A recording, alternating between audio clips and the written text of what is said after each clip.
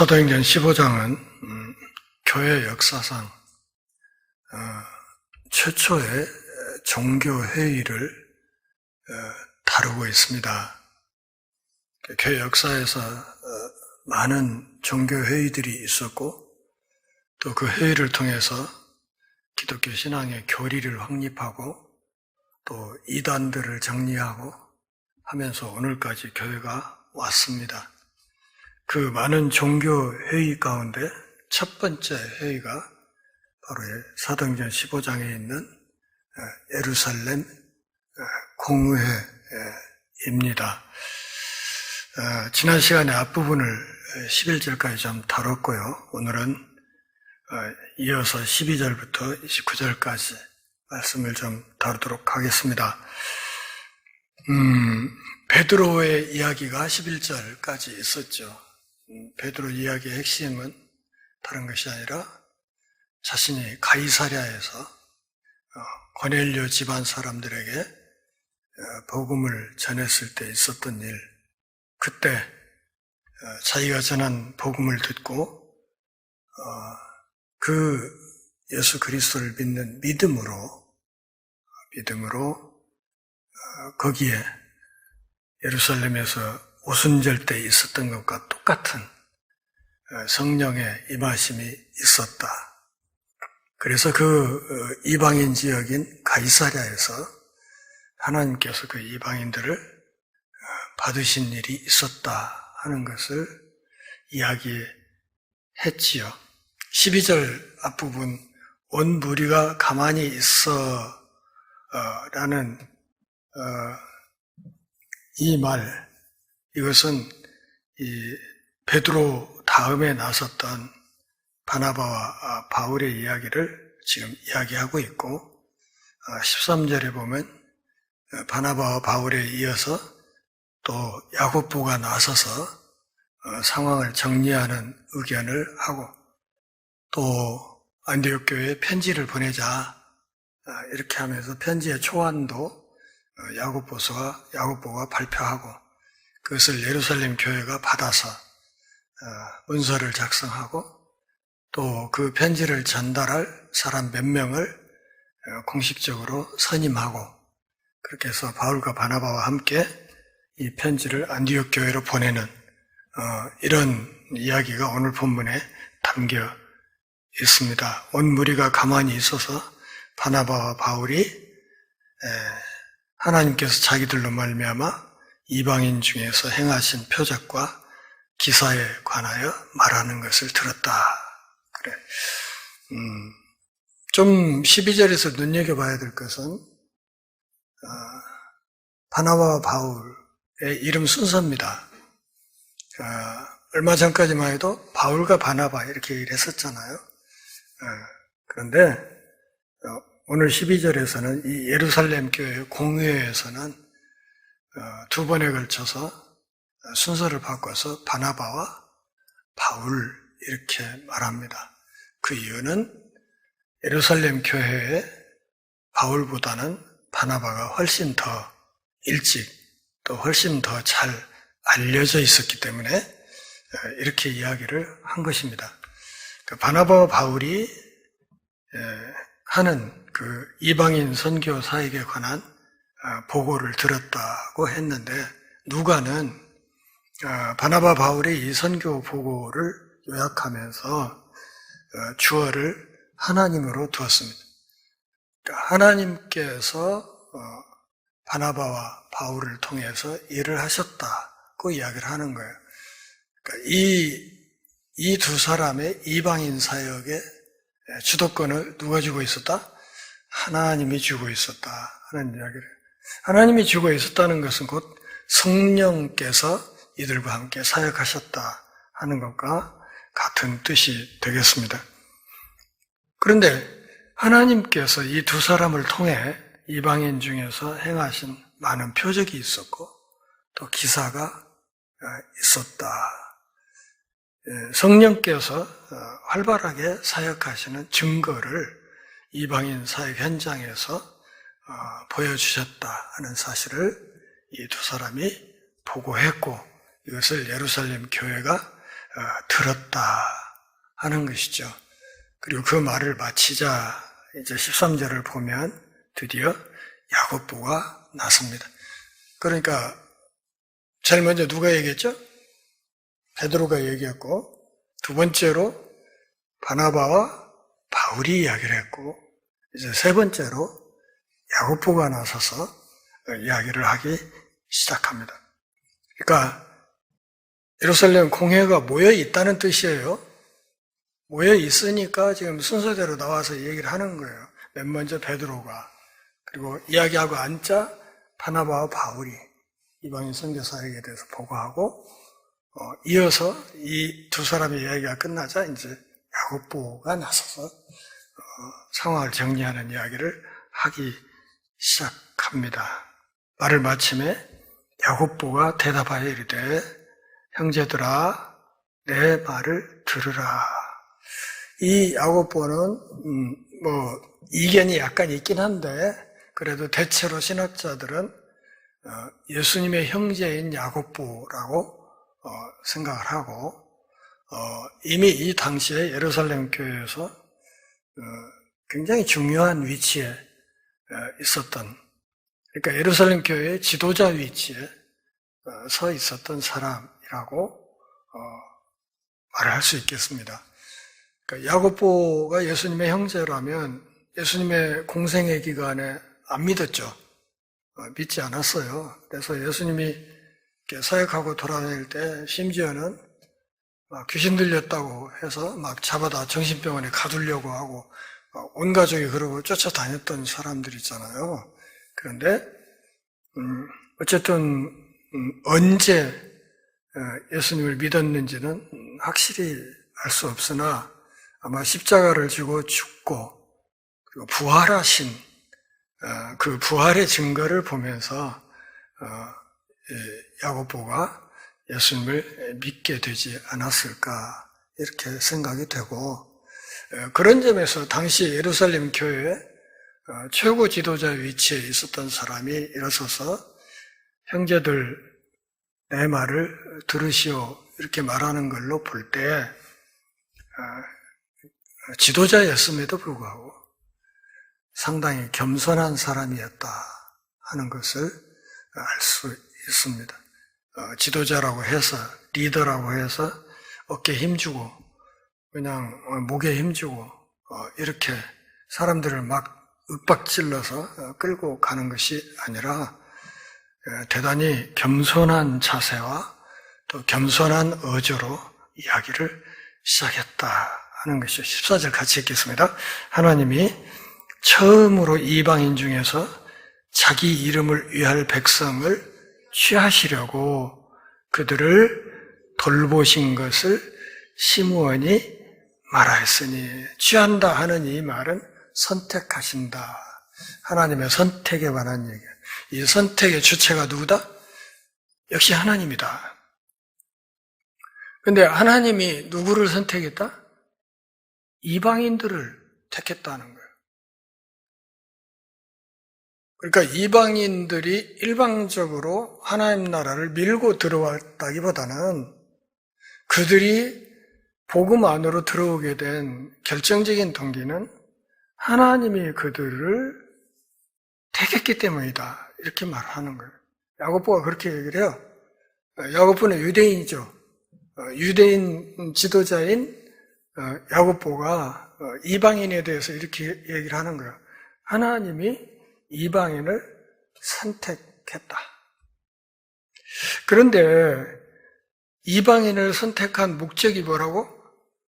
당신의 이름을 위할 백성을 세우려고 한 거다. 그러니까 선택받은 이방인들이 해야 될 일이 뭐예요? 하나님의 이름을 드러내는 사역을 해야 됩니다. 하나님의 이름을 높이는 사역을 해야 됩니다. 그러니까 그 일을 시킬 이방인 백성들을 하나님께서 선택해서 부르신 것이다.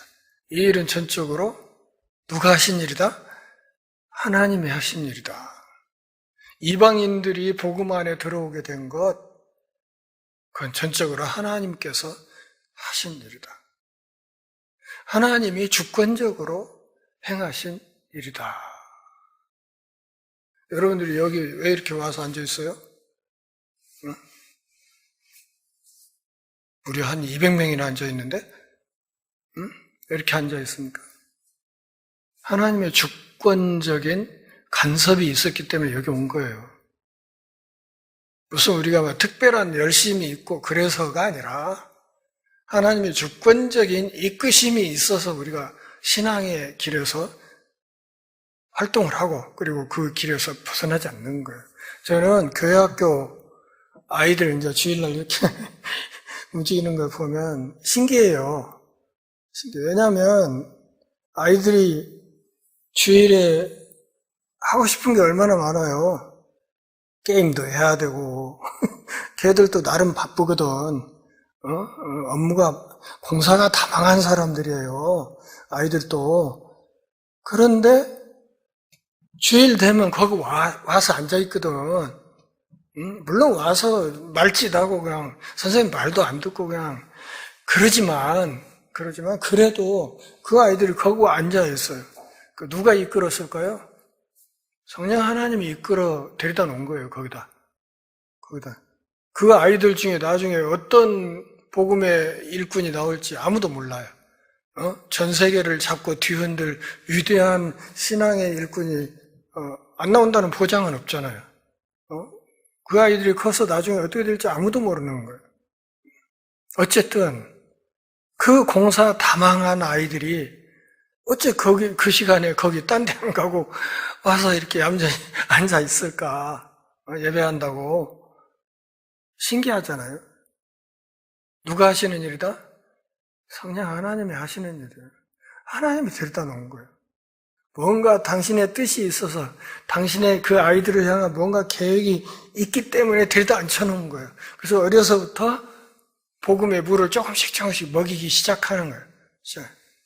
물론 그 아이들이 신앙이 성장하는 과정에서 때로 그 길에서 이탈할 수도 있겠고 때로는 하나님을 슬프게 하는 어떤 일도 순간적으로 할 수도 있겠으나 그러나 궁극적으로는 그들을 불러서 교회 앞에 데려다 앉혀놓는 하나님의 그 원대한 계획은 반드시 성취될 수 있을 것이다. 전 그렇게 믿어요. 그래서 그 아이들을 저는 개인적으로 나이도 있고 제 손잡발이지만 그 아이들을 궁극적으로는 저의 동역자로 보는 거예요. 동역자. 그 말을 함부로 하지 않아요. 함부로 막 아이들에게 마구 막 반말을 하거나 그러지도 않아요. 왜냐하면 그리스도 안에 있는 참 소중한 형제잖아요. 형제고 자매고. 비록 나이가 좀 어리지만 걔네들도 나가서 지금 제가 강단에서 하는 일과 똑같은 짓을 한단 말이에요. 가서 친구들한테 야 우리 교회 한번 가볼래? 왜 그 아이들이 하는 설교지 뭐예요? 안 그래요? 같은 일을 하는 거예요. 그러니까 같은 일을 하는 사람이니까 동역자죠. 동역자. 우리 이택남 목사님이 저쪽 드림교회로 가고 담임 목사님이 설교를 하라 해서 하는 도중에 사랑하는 동역자 여러분 이 말 했다고 설교 끝난 뒤에 뒤지고 혼났대. 어디서 그런 말을 쓰냐고 하면서 엄청 혼났다고 하더라고요. 그렇게 해서 오래 갈굼을 당하다 결국은 지금은 이제 떠나서 또 딴 교회로 가셨지만 동역자라는 말 성경에 있는데 우리 교회에서 하던 대로 했던 모양이지. 그랬더니 어디서 그따위 소리를 하냐고 그냥 눈 빠지게 혼내서 근다고 전화가 왔어 저한테. 목사님 이런 일이 있었다고. 그래서 그러니라 하고 있으라고 뭐 그러긴 했지만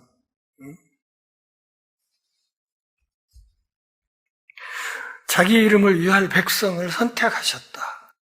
그 이야기를 그래서 그들을 돌보신 것을 누가 말했다? 시므온이 말했다 그러잖아요. 시므온이 누구예요? 베드로죠. 지금 베드로가 앞에서 했던 이야기를 요약한 거예요. 야고보가 이야기를 시작하면서 맨 먼저 베드로가 얘기했다 했잖아요. 근데 그 베드로가 했던 이야기를 진술하면서 자기 이야기를 시작하는 거예요. 우리 형제 시몬 베드로가 이렇게 얘기를 했다. 이렇게 얘기를 했는데 동의하니까 자기도 그 말을 하는 거지 지금. 같은 생각이니까. 자기도 같은 생각이고 시몬의 이 베드로의 의견에 동의하기 때문에 인용하면서 자기 말을 시작하는 거예요. 그런데 가만히 생각해 보니까 우리 시몬 베드로 형제의 그 이야기를 생각해 보니 구약의 여러 선지자들의 말씀과 일치한다. 이렇게 베드로의 이야기를 요약하면서 베드로의 이야기가 그냥 자기 멋대로 한 이야기가 아니라 그 이야기의 바탕에 구약 선지자들의 예언이 있다고 이야기를 하는 거예요. 그러니까 성경적 근거를 딱 들이대면서 베드로의 이야기를 뒷받침하면서 자기 논리를 강화하는 작업을 한 거죠. 그러면서 16, 17절에서 아모스서 9장 11, 12절 말씀을 인용을 해요. 아모스서 9장 11, 12절. 나중에 메모했다가 가서 확인해 보세요.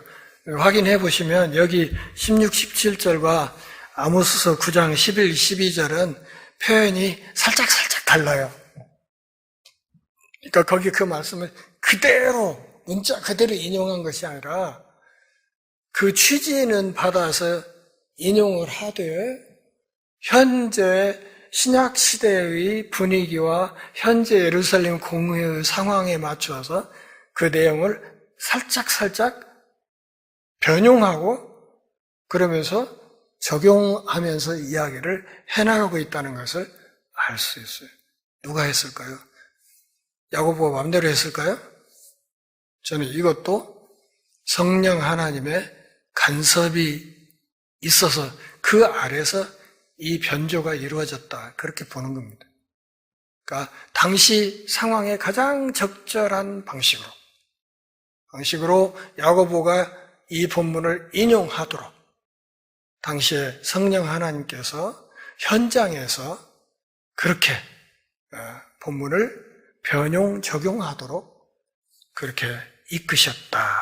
이렇게 볼 수 있겠다는 것이죠. 제가 설교 시작 전에 매번 올라오기 전에 기도 뭐 하는지 아세요? 평생 똑같이 하는 기도가 있어요. 올라오기 전에.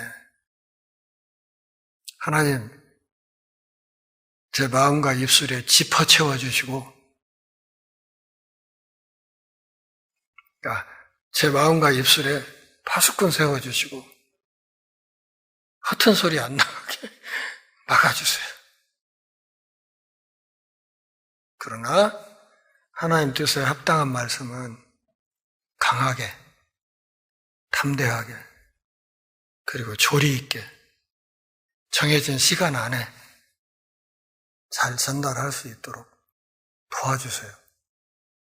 이게 제 평생의 기도였어요. 평생 올라오기 전에 저기 앉아서 하는 기도가 늘 그런 기도예요. 거의 똑같아요. 하나님, 제 마음과 입술에 파수꾼 세워주세요. 말 함부로 하지 않게 도와주시고, 그러나 꼭 해야 될 말은 원고와 상관없이 중간중간에라도 제 입술에 꼭 해야 될 말을 그때그때 담아주세요. 그게 전부예요. 그러니까 아모스서 9장 11, 12절을 인용하는데 그것을 문자 그대로 끌어온 것이 아니라 그것을 현재 예루살렘 공회의 상황에 적절하게 변용하면서 야고보 사도가 그 본문을 끌어오고 있다 하는 것을 좀 이해를 하셔야 되겠고요. 그러니까 아모스서를 끌어왔습니다. 16절 이후라는 말은 아모스서 문맥에서 이후라는 말은 예루살렘 멸망 이후라는 말이에요. 예루살렘이 멸망하고 포로로 끌려간다는 얘기를 하고 있는 거예요. 예루살렘이 멸망한 후에 내가 돌아와서 이것은 멸망한 이스라엘을 하나님이 때가 되면 회복시키겠다는 얘기예요. 회복시키겠다. 내가 돌아와서 근데 이것을 이 야고보는 인용하면서 은근히 지금 부활 승천하신 예수님의 재림 쪽으로도 그 뉘앙스를 살짝 흘리면서 이야기를 하고 있어요. 예수님의 재림도 살짝 내다보는 그런 분위기를 풍기면서 얘기해요. 다윗의 무너진 장막을 다시 지으며, 이게 뭐예요? 포로 생활에서 돌이키겠다는 뜻이죠. 그런데 이 말씀을 다윗의 무너진 장막을 다시 짓는다 하는 말로서 메시아 시대를 암시하는 말씀으로 해석을 하고 있는 거예요. 메시아인 예수님의 시대. 그 메시아께서 오셔서 영적인 다윗의 왕국을 복원하는, 그래서 또 그 허물어진 것을 다시 지어. 다시 말하면 망에 부린 이스라엘의 그루터기에서 새순이 돋아나게 하듯이. 그래서 메시아 시대에 하나님의 백성들이 또 하나님 나라가 다시 세워질 것을 내다보는 이 아모스서 이야기를 하는 것입니다. 다시 말하면 16절에서 아모스서를 인용하면서 다윗계열의 메시아가 올 것을 아모스가 내다본 거 아니냐, 이렇게 이야기를 하고 있는 거예요. 그러면서 17절에서 더 인용합니다. 이는 그 남은 사람들, 남은 자들이란 말 유명한 개념이죠. 영어로 remnant라는 말, the remnant, 남은 자. 어떤 남은 자요? 믿음 안에 남은 자. 호세아서에서도 의인은 믿음으로 말미암아 삽는다고 말을 할 때 그게 남은 자들을 말하는 거거든. 믿음 안에 남은 자. 다 망했더라도 믿음 안에 남은 자. 다 가지가 꺾이고 부러지고 했어도 그루터기로 남아있는 자. 거기에서 나중에 새순이 돋는다고 얘기를 하는 거예요. 그리고 내 이름으로 일컬음을 받는 모든 이방인들로 누구를 찾게? 주를 찾게 하려 함이라 아모스가 예언했지 않느냐. 그런데 아모스 원문에서는 모든 이방인이라는 말이 사실은 에돔을 가리키는 말인데요. 이 에돔이라는 말과 이방이라는 히브리어 사이에 모음만 살짝 달라요. 나머지는 똑같아. 그러니까 이 에돔이라는 말을 모음을 살짝 현 상황에 맞춰서 변조하면서 여기를 뭘로? 이방인이라는 말로 바꾼 거예요. 왜? 지금 주제가 뭐예요? 이방인 선교사에 관한 이야기거든. 그러니까 그렇게 살짝 변주하면서 이 이야기를 정리해 가고 있다. 이 과정을 누가 지도하고 있다고요? 성령 하나님이 이렇게 지도하고 있다. 그러기에 야고보가 구약을 엉뚱하게 지 맘대로 갖다가 막 뜯어 고치고 이렇게 했다고 비난할 수는 없는 것이다. 그런 것을 알아야 돼. 다시 말하면 이방인 구원이 아모스의 예언을 성취했을 뿐만 아니라, 아모스 한 사람만이에요?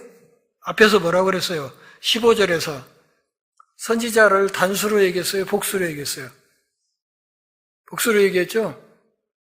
그러니까 구약의 모든 선지자들이란 뜻이에요. 구약의 모든 선지자들의 말씀이 성취된 거다, 이렇게 얘기를 한 거란 말이에요.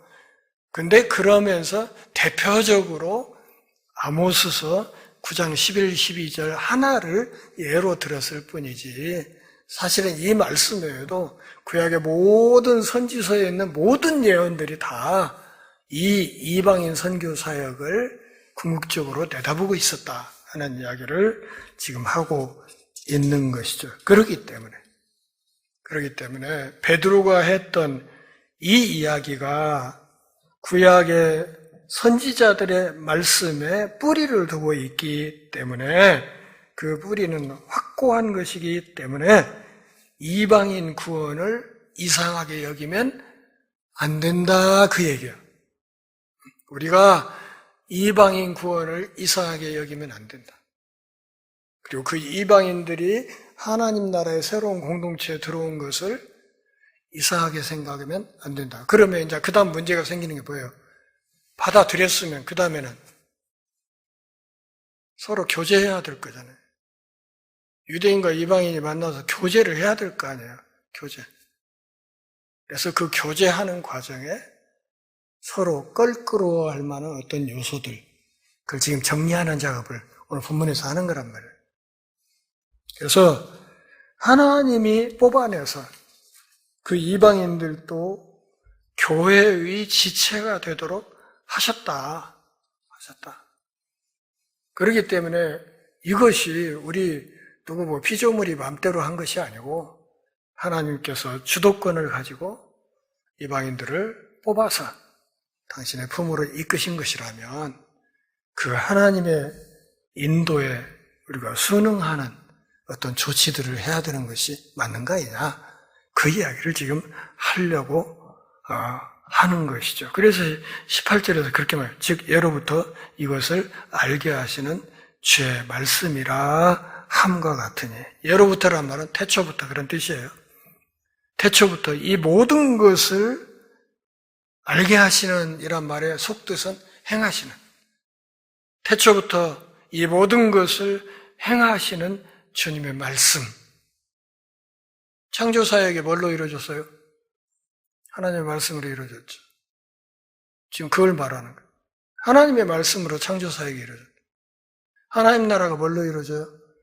하나님의 말씀으로 이루어지죠. 그래서 지금 예배 때마다 목사가 설교를 하는 거예요. 강의도 하고. 그러므로 19절 같이 읽어요. 내 의견에는 이방인 중에서 하나님께로 돌아오는 자들을 괴롭게 하지 말자. 이방인 중에서 하나님이 불러서 그리스도의 몸된 교회 안으로 들어오는 사람, 이 사람들을 뭐라고 했어요? 돌아오는 사람이라고 했어요. 돌아오는 사람. 그전에는 하나님을 등지고 살았던, 모세 율법도 없고 하나님을 향해 제사할 줄도 모르고 아무것도 몰랐던, 그렇게 본질적으로 하나님을 등지고 살았던 사람들이 하나님께로 돌아왔다 이거예요. 돌아왔어요. 돌아온 탕자처럼 들어왔어요. 탕자가 오니까 아버지가 어떻게 했어요? 안아줬죠. 그냥 안았어요. 너희 새끼 서약 썼어, 희말 썼어 이렇게 하지 않고 그냥 안아줬다고. 안고 그냥 끌어안고 입을 맞추고 소잡아서 잔치하고.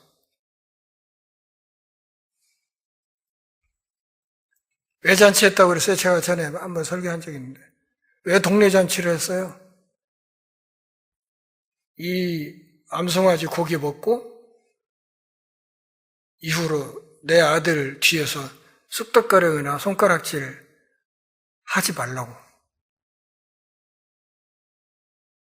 내가 받은 내 자식이니까 뒤에서 쑥덕거리지 말라고. 그러니까 마을 공동체 안에 완전히 정착할 수 있도록 배려를 한 거예요. 그게 잔치예요. 그 비싼 소를 잡아갖고 잔치를 한 이유가 그거예요. 내 아들 뒤에서 손가락질하고 저 새끼가 나가서 애비돈 다 까먹었야 뭐 이러지 말라고. 하나님께로 돌아오는 자들을 괴롭게 하지 말라. 괴롭게 하지 말라.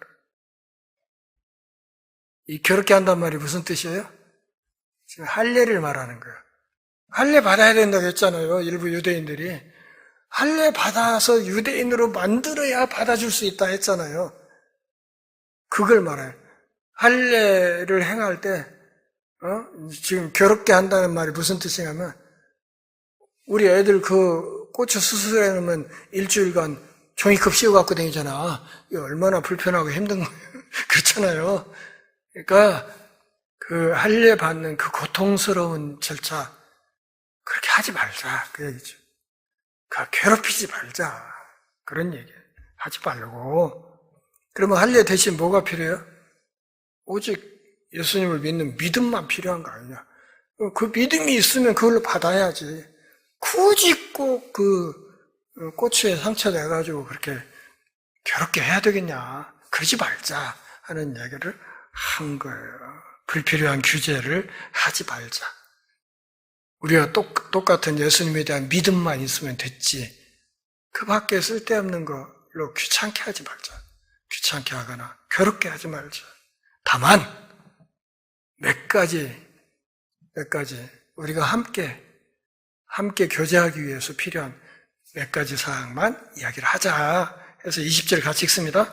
다만 우상의 더러운 것과 음행과 목매어 죽인 것과 피를 멀리하라고 편지하는 것이 옳다.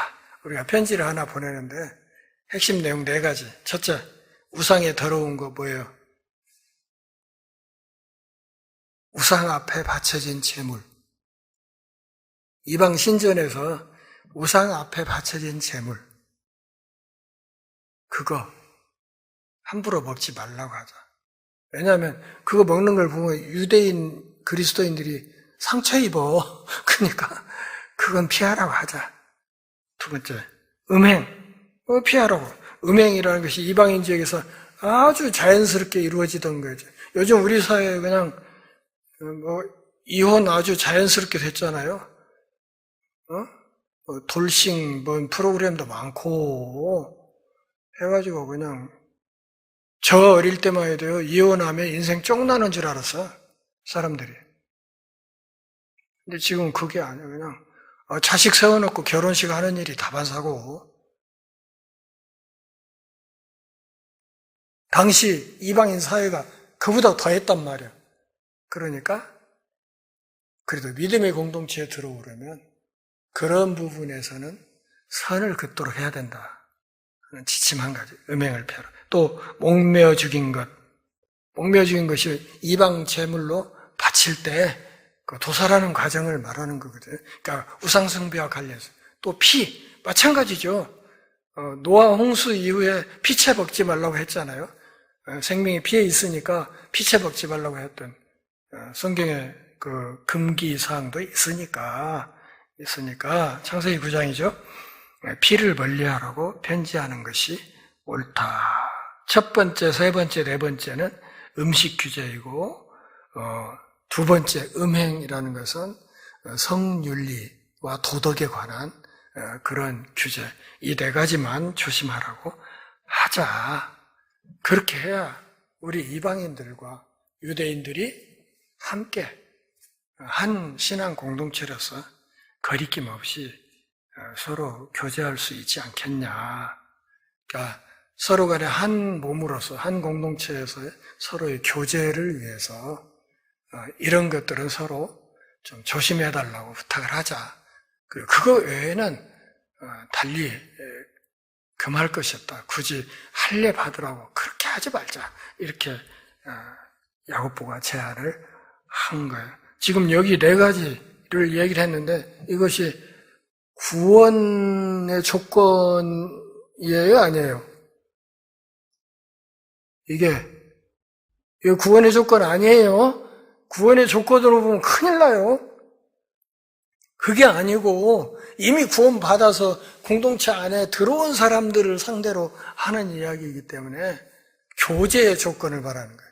유대인과 이방인들의 오랜 세월 그 생활의 전통이라는 것이 있잖아요. 하루아침에 무너뜨릴 수 없으니까 서로 교제를 잘하기 위해서는 이방인 그리스도인들에게 이런 점은 좀 살피고 배려해달라고 이렇게 요청을 해야 되지 않겠냐.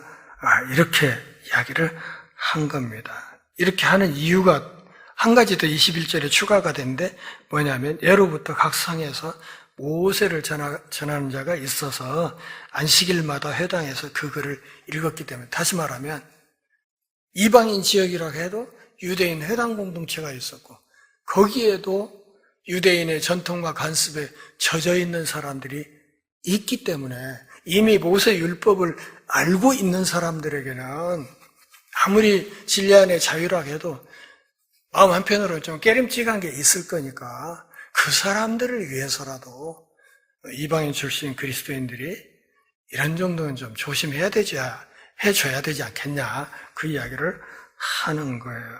그래서 자, 22절 같이 읽습니다. 이에 사도와 장로와 온 교회가 그들 중에서 사람들을 택하여 바울과 바나바와 함께 안디옥으로 보내기를 결정하니 곧 형제 중에 인도자인 바사바라 하는 유다와 실라 두 사람을 공식 이 편지를 전달하는 사절단으로 딱 선정했어요. 거기에 이미 안디옥 교회에서 온 누구? 바나바와 바울까지 해서 이 네 사람을 이 편지를 들고 가는 공식 대표단으로 공회에서 선정을 한 거예요. 선출을 했어요. 두 사람을 더 선출하고 거기에 안디옥 교회 사정을 알리러 온 바울과 바나바까지 해서 이 사람들이 여기서 공회에서 작성한 편지를 가지고 안디옥 교회로 가도록 그렇게 조치를 했다 하는 것이죠. 편지의 핵심은 뭐라고? 할례는 필요 없다. 할례는 필요 없다. 단지 서로의 교제를 위해서 좀 몇 가지 조심할 것만 부탁을 하자. 이렇게 얘기를 한 거예요. 편지를 씁니다. 23절 그 편에 편지를 붙여 이르되 다음은 편지의 문구예요. 문구를 요약한 겁니다. 사도와 장로된 형제들은 이게 누구예요? 예루살렘 교회 지도자들. 다시 말하면 공회에 참석한 유대인들이에요. 우리 유대인들은 그런 말이죠. 형제들은 안디옥과 수리아와 길리기아에 있는 이방인 형제들에게 문안하는. 그러니까 남갈라디아 지역에 있는 그 교회들에게 이 편지를 보낸다 이거예요. 그러니까 발신자가 표시되어 있고 수신자가 표시되어 있고 그리고 인사말이 23절에 요약이 됐어요. 그런데 수신자들을 읽어서 뭐라고? 이방인 다음에 뭐? 어떤 말? 형제들 이렇게 얘기했어요. 한 하나님의 자녀로 공식 인정하고 받아들인다. 그런 표현이죠. 아버지가 같다. 우리가 믿는 하나님 아버지, 당신들이 믿는 하나님 아버지가 똑같다. 한 아버지 밑에 우리는 무엇이다? 형제다. 이렇게 말하니까 여자 교인들은 없는가 보네. 또 그렇게 자꾸 성경을 보면 안 돼요. 이게 대표단수예요. 대표단. 형제란 말이 대표단수란 말이에요.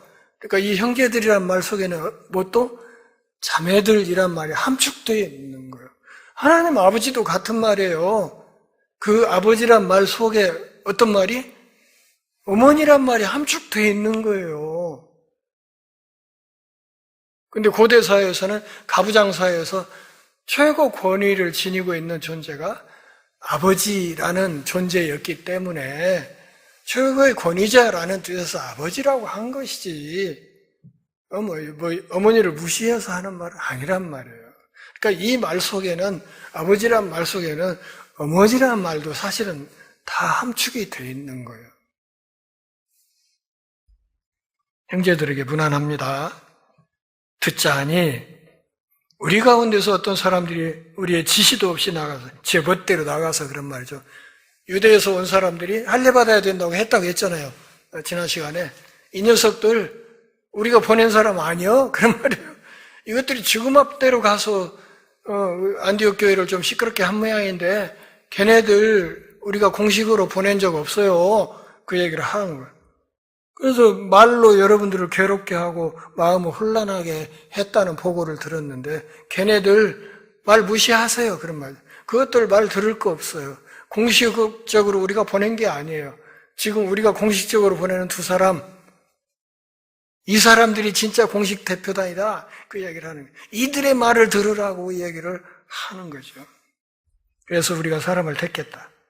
우리 주 예수 그리스도의 이름을 위하여 생명을 아끼지 아니하는 자인 우리가 사랑하는 바나바와 바울과 함께. 여기 또 바나바와 바울 그렇게 얘기했죠. 이게 극찬이죠. 바나바와 바울, 이 이방인 선교사들에 대한 극찬이에요. 보세요. 우리 주 예수 그리스도의 이름을 위하여 생명을 아끼지 않는 사람들, 목숨 걸고 복음을 전하는 사람들. 그런데 이들을 우리가 어쩐다? 사랑한다. 우리가 정말 사랑하는 동역자 바나바와 바울과 함께 우리가 택한 사람을 보내기로 어떻게 결정했어요? 다수로, 과반수로 만장일치로 결의했다. 이 공회에서 만장일치로 결의해서 사람을 선택해서 바나바와 바울과 함께 보낸다. 이 사람들이 공식 임무를 띠고 우리의 편지를 갖고 갈 것이다. 이렇게 얘기를 하는 거예요. 그래서 17절에 뭐라고? 그래서 선택된, 만장일치로 선택한 사람들이 누구다? 유다와 실라 두 사람이다. 그들도 이 일을 말로 전할 것이다. 물론 편지가 가지만 편지 말고도 이 사람들이 우리 예루살렘 교회와 이 공회에서 논의된 것들에 대한 말로 보충 설명을 해줄 것이다. 예, 공식적으로 우리가 파송하는 이 두 사람의 말을 여러분 잘 들으시오. 이렇게 이야기를 하면서 28절 앞부분 뭐라고 되어 있어요? 성령과 우리 그랬죠. 그러니까 자기들 공회의 독단으로 하는 게 아니라 이 일은 누구의? 성령의 인도와 지시를 따라서 이루어진 회의였다는 사실을 강조하는 거야. 그래서 이 요긴한 것들이 뭐야? 아까 얘기한 한 서너 가지 좀 조심해 줬으면 좋겠다는 거잖아요. 그거 외에는 아무 짐도 여러분들에게 지우지 아니하는 것이 옳다고 생각하고 있다. 성령의 의지와 성령의 동행을 따라 우리는 회의를 했고 그렇게 해서 결의를 했다. 결의 내용은 29절 같이 읽습니다. 우상의 제물과 피와 목매어 죽인 것과 음행을 멀리할지니라. 이에 스스로 성가면 살되리라. 평안함을 원하노라. 요것들만 잘 지켜주시면 되겠습니다. 요지는 할례는 필요 없습니다. 굳이 그렇게 괴로운 짓 할 필요 없습니다. 다만 우리가 부탁하는 요것들만 좀 지켜주시면 우리 유대인들과 이방인 출신 우리 형제들이 한 공동체 안에서 교제하는데 큰 어려움이 없을 것입니다. 그렇게 하면 하나됨을 우리가 잘 지켜나갈 수 있을 것입니다. 그리고 마지막 인사는 어떻게 했어요? 평안함을 원하노라. 이 평안함을 원하노라 하는 이 말은 스스로를 강하게 만드세요. 이런 말. 이 말을 잘 번역한 게 영어의 take care라는 말이죠. take care. 몸 조심해. 잘 지내. 뭐 이렇게 얘기를 하잖아요. take care가 제일 비슷한 말인 것 같긴 해요. 그러니까 이 말은 잘 지내세요. 우리말로 표현하면 안녕히 계세요. 그런 뜻이에요. 안녕히 계세요. 편지를 마무리를 그렇게 해서 여러분 안녕히 계세요. 진리를 위한 싸움 초대교회 때부터 있었습니다. 근데 이 싸움의 기본 굉장히 중요한 원리가 뭐였어요? 통합이었어요. 통합. 어떻게 하나됨을 유지하느냐. 우리는 빠개기를 좋아하잖아요. 패거리 만들기 좋아하고. 근데 그게 아니고 아무리 유대인과 이방인의 벽이 두꺼워도 그걸 허물고, 그걸 누가 허물었어요? 예수님이 허물었으니까. 허물었으면 성령께서 하나 되게 하신 것을 힘써 지키는 것이 우리의 의무다. 그래서 처음 예루살렘 공회에 이 공회를 주도했던 성령의 가장 중요했던 정신은 뭐예요? 통합의 정신이에요. 통합. 이게 바로 그리스도의 정신이죠. 그리스도. 그러니 복음이 있는 곳에 인종차별이 가능할까요? 어림 택도 없어요. 뭔 인종차별이야. 남녀차별 가능할까요? 그거 아니에요. 그 복음하고는 정반대로 가는 거예요. 어떤 조건을 가지고라도 사람이 사람을 차별하는 짓은 복음 안에서는 하면 안 되는 거예요. 돈 좀 많다고 해서 가난한 사람들 차별하고 어림 택도 없는 그거 복음을 모르는 거예요. 아직.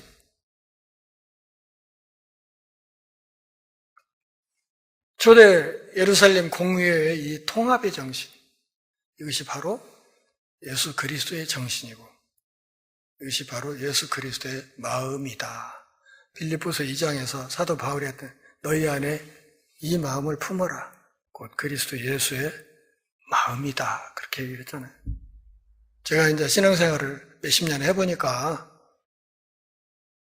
어려운 게 많지만 제일 힘든 게 주님의 마음을 품고 사는 거예요. 이게 제일 어렵더라고요. 매 순간마다 이 마음과 반대로 가는 어떤 상황들이 자꾸 벌어지는데 그때마다 마음을 따독여서 내가 믿는 그분의 마음이 이게 아니지 하고 나를 따독거리고 돌이켜야 되는 상황이 얼마나 많은지 몰라요.